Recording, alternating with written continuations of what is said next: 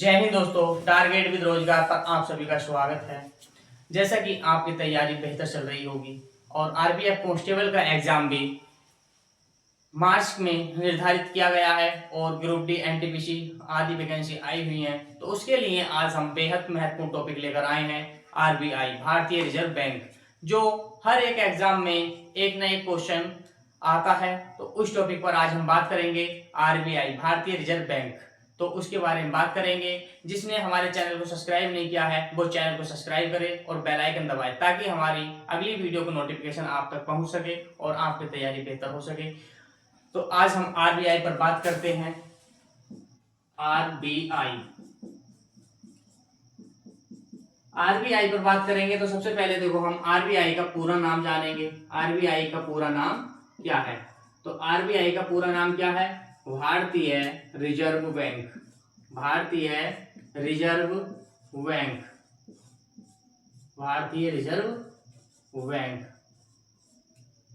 या हम इसे इंग्लिश में कहेंगे तो इंडियन रिजर्व बैंक कह देंगे। Indian reserve bank. इसे कुछ अन्य नाम से भी जाना जाता है, जैसे कि बैंकों का बैंक या भारतीय केंद्रीय बैंक।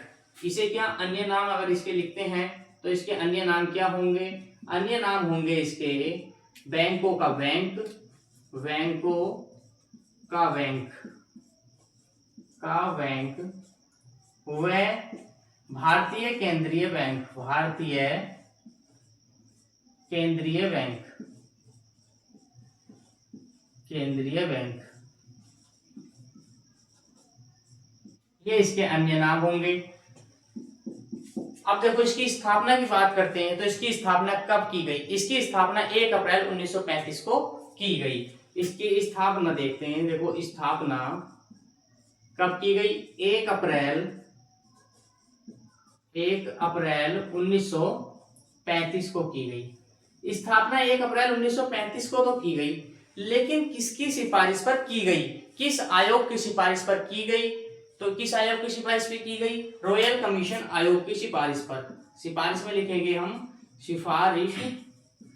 किसकी सिफारिश पर? रॉयल कमीशन आयोग। रॉयल कमीशन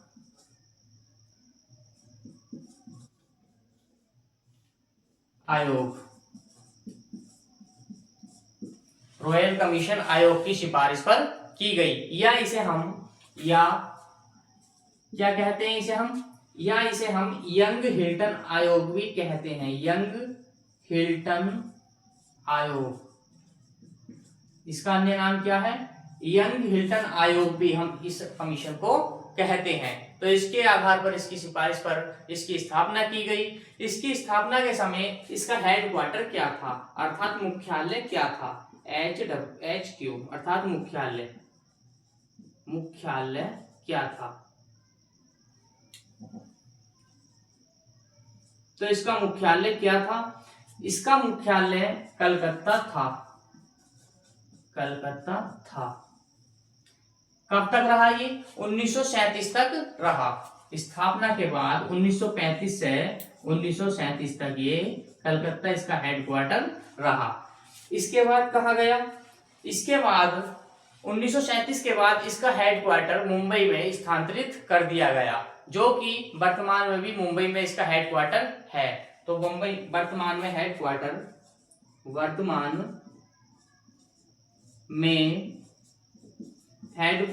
अर्थात मुख्यालय कहाँ है? मुंबई। कब? 1937 के बाद। 1937 के बाद से कहा किया गया? मुंबई। अब देखो, मुंबई इसका हेडक्वार्टर है, तो मुंबई के बारे में हम 2-4 फैक्ट देखें तो मुंबई को भारतीय वित्तीय राजधानी भी कहा जाता है। क्या कहा जाता है? मुंबई को आरबीआई का हेडक्वार्टर है, तो इसलिए इसे भारतीय वित्तीय राजधानी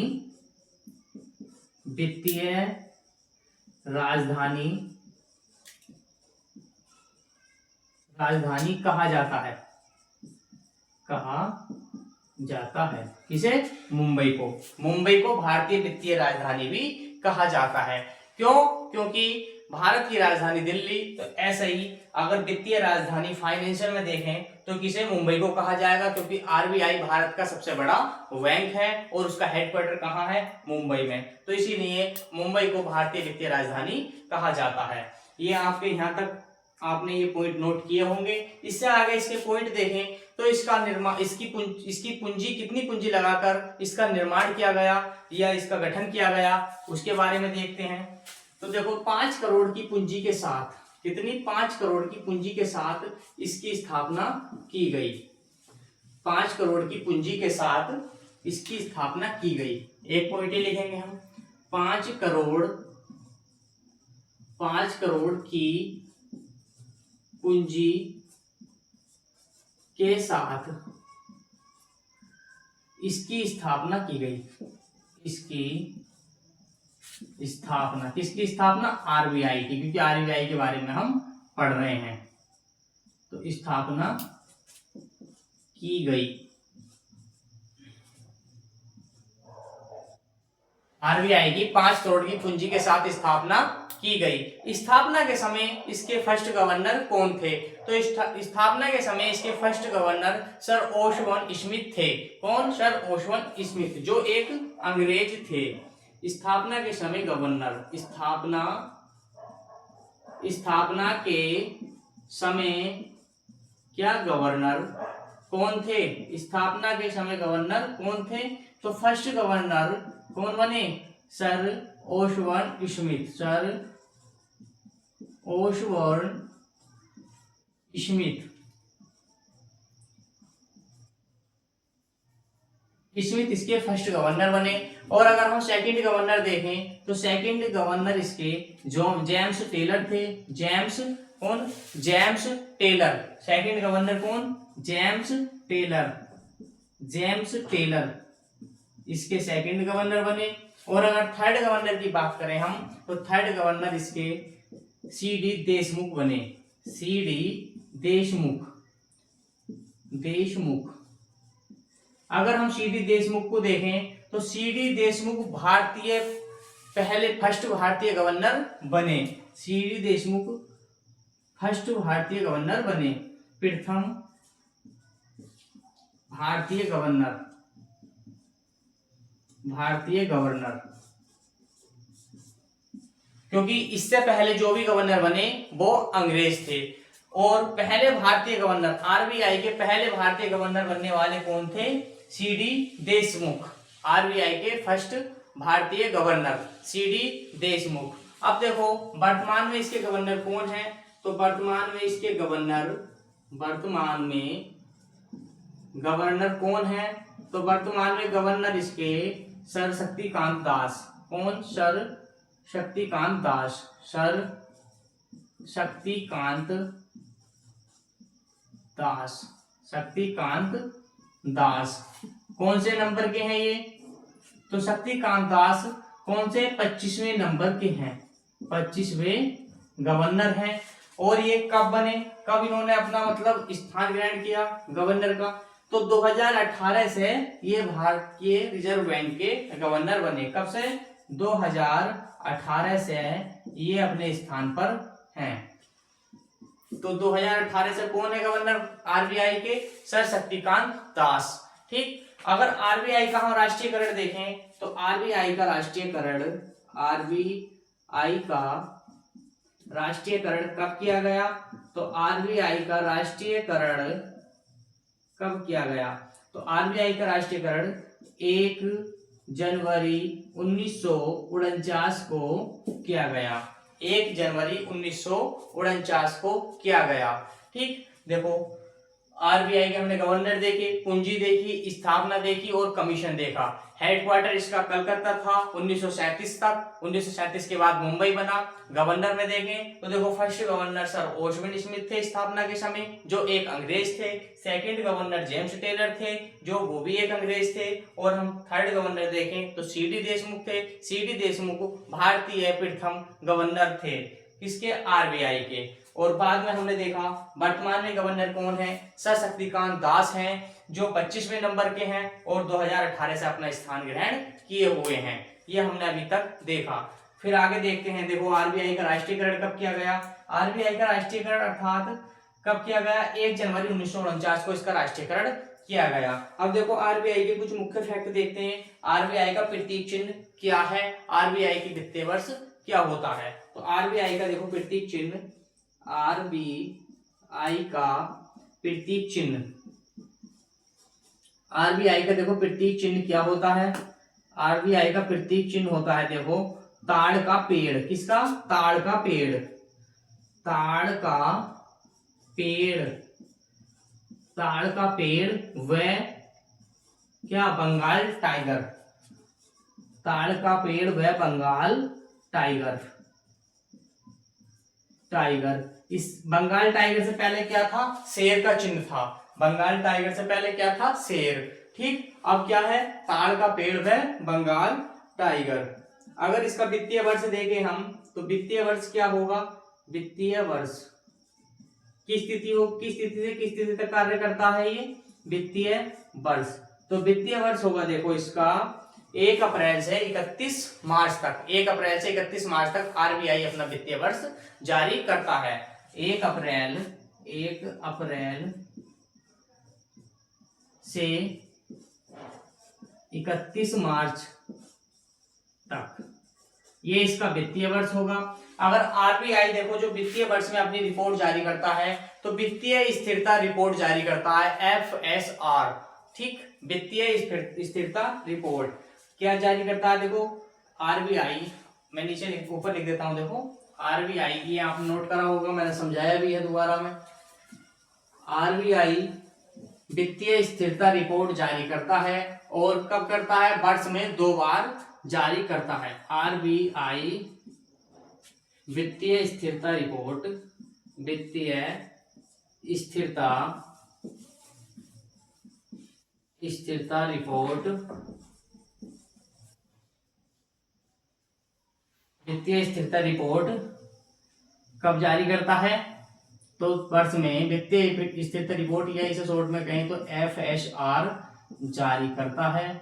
जो एफएसआर वर्ष में 2 बार जारी करता है। क्या, वर्ष में 2 बार, वर्ष में 2 बार जारी करता है, जारी करता है। तो आरबीआई एफएसआर कितनी बार जारी करता है, तो आरबीआई वित्तीय स्थिरता रिपोर्ट, अपनी जो आरबीआई रिपोर्ट जारी करता है उसे एफएसआर कह देते हैं, अर्थात वित्तीय स्थिरता रिपोर्ट कह देते हैं। तो वर्ष में 2 बार आरबीआई अपनी वित्तीय स्थिरता रिपोर्ट को जारी करता है। आरबीआई के कार्य देखें हम, तो आरबीआई के क्या क्या कार्य होंगे, तो आरबीआई के कार्य होंगे, देखो हम कार्यों पर बात करें आरबीआई के,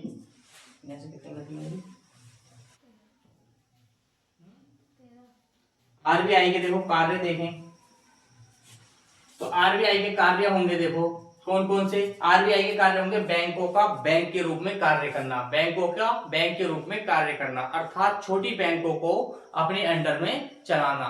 ठीक, अब मतलब किसी भी धनराशि को जो बैंक में पहुंचाता है वो आरबीआई के जरिए पहुंचाता है। तो आरबीआई क्या है, बैंकों का बैंक, बैंकों का बैंक।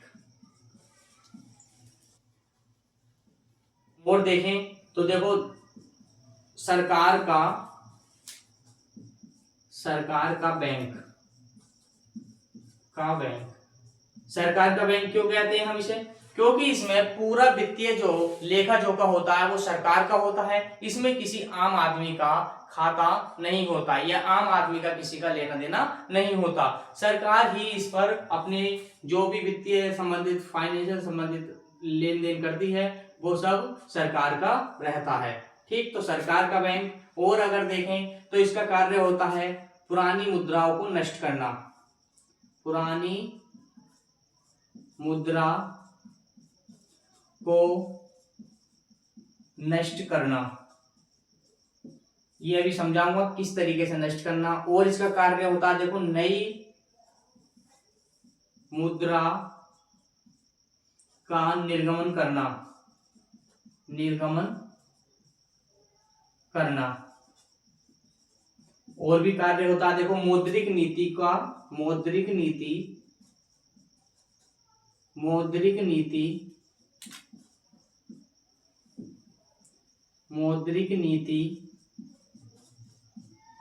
व शाख नियंत्रण किसके अंडर आता है? ये भी आरबीआई के अंडर आता है, शाख नियंत्रण करना। अब ये कैसे कैसे करना, इसके बारे में अभी हम समझेंगे कि कैसे कैसे मौद्रिक नीति और शाख नियंत्रण करना। देखो, बैंकों का बैंक ये सभी छोटी बैंकों को अपने अंडर में रखता है। सभी पूरी बैंकों की पूंजी, भारत के सभी बैंकों की पूंजी इसके अंडर रहती हैं। ठीक, सरकार का बैंक, यह एक सरकार का बैंक है, इसमें सरकार का हस्तक्षेप रहता है। अगर पुरानी मुद्रा का नष्ट करना देखें तो पुरानी मुद्रा का नष्ट करना, जैसे नोटबंदी होती है तो पुरानी मुद्रा कहाँ जमा होती है? वो आरबीआई में जाकर जमा होती है। ऐसे ही अगर हम नई मुद्रा का निर्गमन करना, तो नई मुद्रा कब शुरू होती है? नई मुद्रा जो शुरू होती है वो आरबीआई के थ्रू होती है। अर्थात आरबीआई चाहे जितनी मुद्रा बनाए वो आरबीआई ही बनाएगी। तो नई मुद्रा का निर्गमन करना किसके अंडर होता है? वो भी आरबीआई के अंडर होता है। और ऐसे देखें, मौद्रिक नीति या शाख नियंत्रण करना। मौद्रिक नीति कहते हैं हम महंगाई बढ़ाना या मतलब मंदी करना। तो मौद्रिक नीति का सुधार कौन करता है? आरबीआई करता है। जब लगता है आरबीआई को कि मौद्रिक नीति बढ़ानी चाहिए तो अपनी ब्याज दरों में वृद्धि करती है या कमी करती है, वो मौद्रिक नीति में सुधार करती है। ऐसी शाख नियंत्रण में भी आरबीआई अपने खुद स्वयं करती है। तो ये सभी कार्य किसके रहते हैं? आरबीआई के रहते हैं। आरबीआई का प्रतीक चिन्ह मैंने अभी बताया, देखो ताड़ का पेड़ व बंगाल टाइगर है, और वित्तीय वर्ष इसका 1 अप्रैल से 31 मार्च तक रहता है। तो ये सभी आरबीआई के महत्वपूर्ण फैक्ट थे, और आज हमने आरबीआई को लगभग पूरा पढ़ा। ठीक, तो आपको ये सब समझ में आया होगा।